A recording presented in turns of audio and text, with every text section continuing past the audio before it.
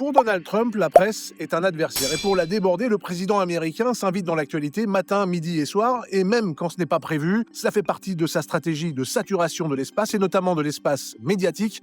Alors comment les journalistes s'adaptent-ils à cette nouvelle présidence Trump? Explication.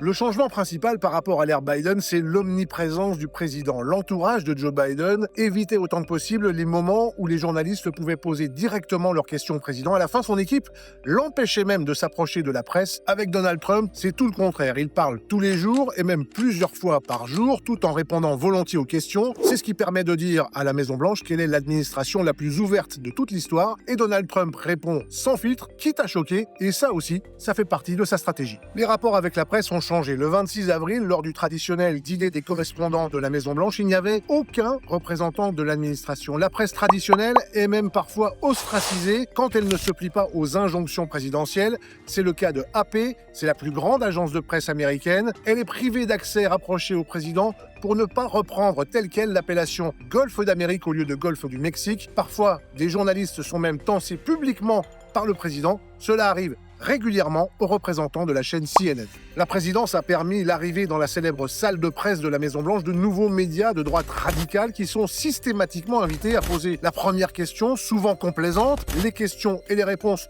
sont à l'évidence parfois même écrites à l'avance. Cela permet de mieux maîtriser le discours. Répondre à ce changement est un défi. Il faut apprendre à ne pas surréagir à la moindre publication sur les réseaux sociaux. Il faut savoir faire le tri parce que tout ce que dit Donald Trump n'est pas forcément intéressant pour tous les publics. Il s'adresse surtout à son propre électorat, par exemple. Ça n'a pas vraiment d'intérêt pour la majorité des auditeurs de RFI quand il commente l'actualité du football américain. Le but pour les journalistes, c'est d'essayer de faire entendre d'autres voix, celles de ceux qui, par exemple, essayent de s'opposer, même s'ils hésitent parfois à parler ou à donner leur vrai nom par crainte de représailles. L'objectif, c'est d'avoir un traitement de l'actualité qui ne soit pas à sens unique et qui ne soit pas dicté uniquement par l'agenda présidentiel.